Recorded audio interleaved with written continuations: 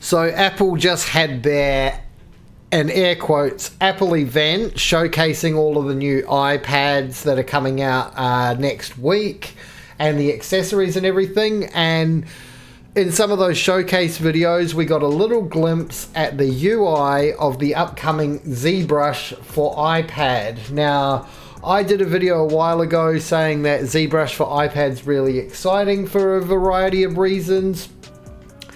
And I also did another video on why that might be less exciting due to some of the updated features of Nomad Sculpt. Essentially, Nomad Sculpt on iPad now has access to quad remesher, which is the same as Z remesher on iPad.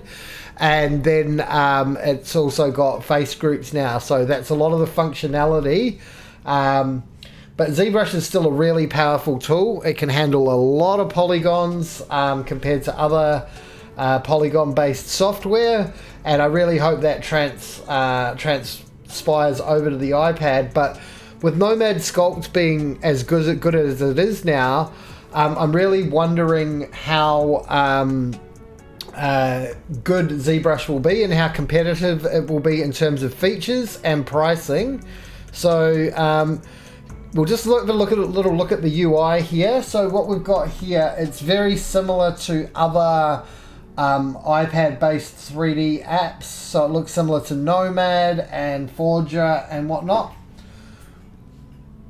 Over here underneath, what we can see is the brushes. We can see what looks like brush, clay, flatten, snake hook, blob, and a bunch of others. This looks like move. I think this one might be move topological. We'll just have to zoom in and have a look. Yeah, it looks like move topological, and some different matte caps or materials over here.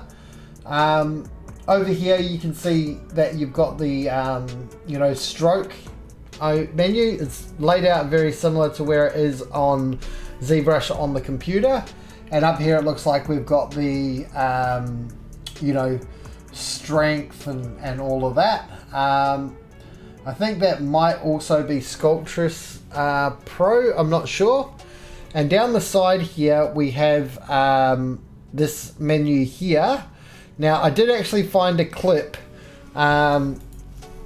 with a better view of this. Okay, so we can see that we've clicked on subtool and you can see the subtools inside of there.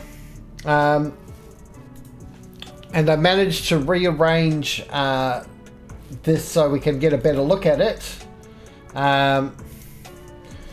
Alright, so what we can see down here, we've got the subtools, and then we've got the same kind of panels. So I think if you click on one of these, it's going to open up a panel on the right.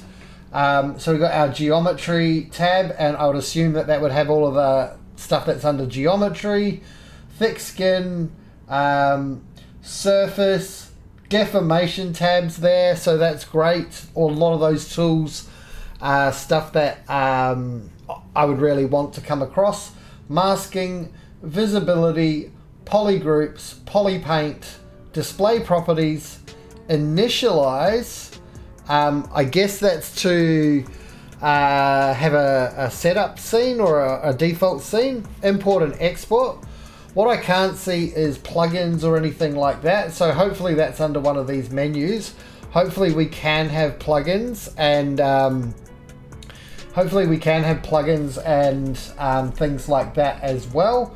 But anyway, this is just a quick video. First look at what ZBrush is going to look like on the iPad. I did sign up for the beta program and I didn't get responded back to.